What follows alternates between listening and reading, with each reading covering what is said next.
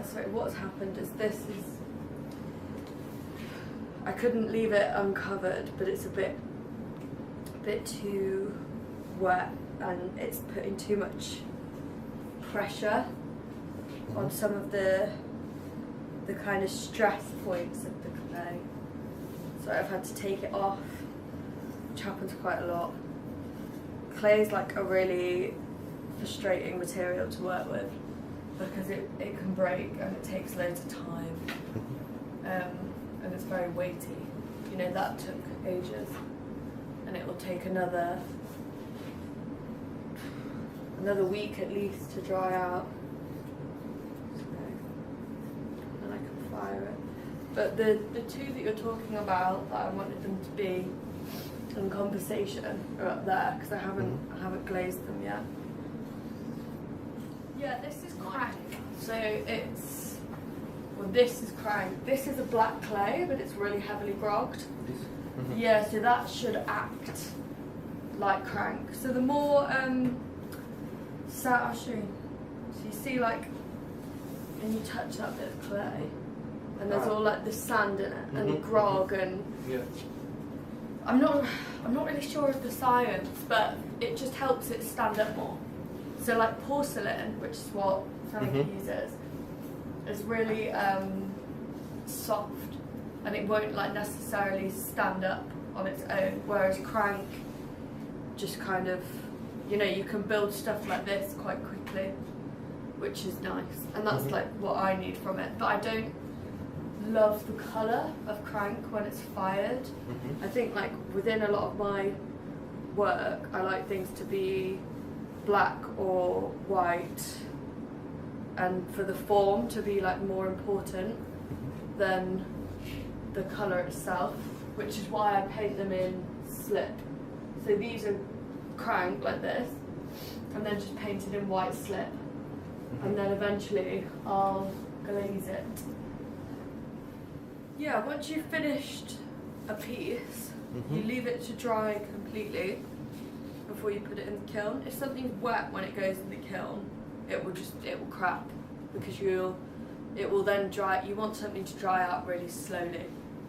You know, there's a lot of kind of like time and patience involved within ceramics. You have to be quite just patient with stuff, to be honest.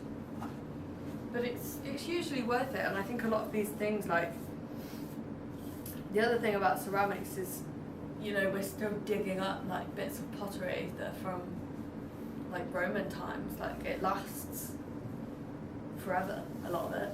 So, you know, there is like, you know, if these things were really well taken care of, they would massively outlive my lifetime. Not that they will be. I don't know where they'd be. Maybe in the bin, but they would hypothetically outlive me, which is quite nice, I guess.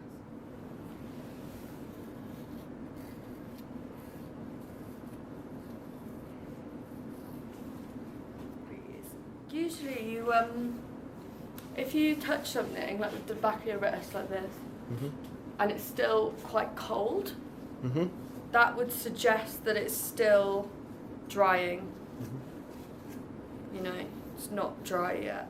I always did like art subjects. So at A-level, I did art, photography, and textiles. And then after A-level, I did my foundation year, and I dropped out of that initially, and then I ended up redoing it. And then I went to uni. And for my first like 2 years of uni, I didn't really do any. No, it was probably the second year of my degree that I started like using clay, because I still use other things. I went into sculpture in my degree, and then I kind of, you know, ended up doing ceramics specifically, but I used to kind of do a lot more sort of like mixed media,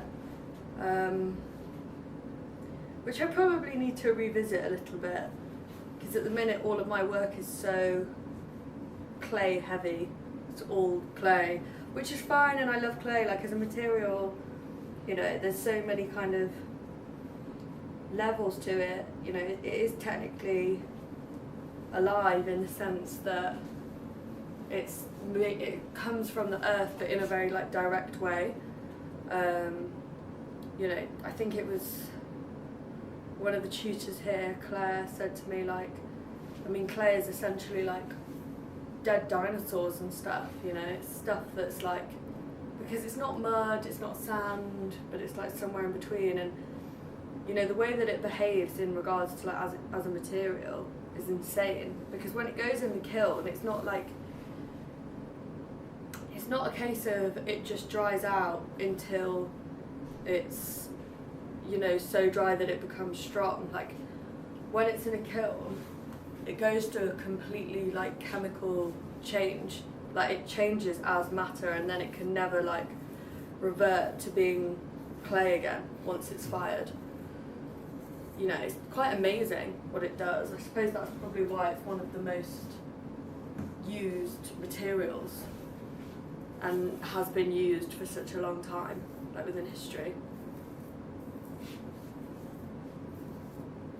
But it's also very like tactile as a material, you know, it's really hands-on, which is really nice, I think, and that's kind of what I got along with when I started using clay, because I'd used plaster and things like that. It's just not really the same, you know. Clay as a material is just, it's not really comparable with anything else, I don't think, like that you can use sculpturally. I've done bits with wire, but even then I think that you have to be, you can't be quite as free, I think, with wire as you can with clay.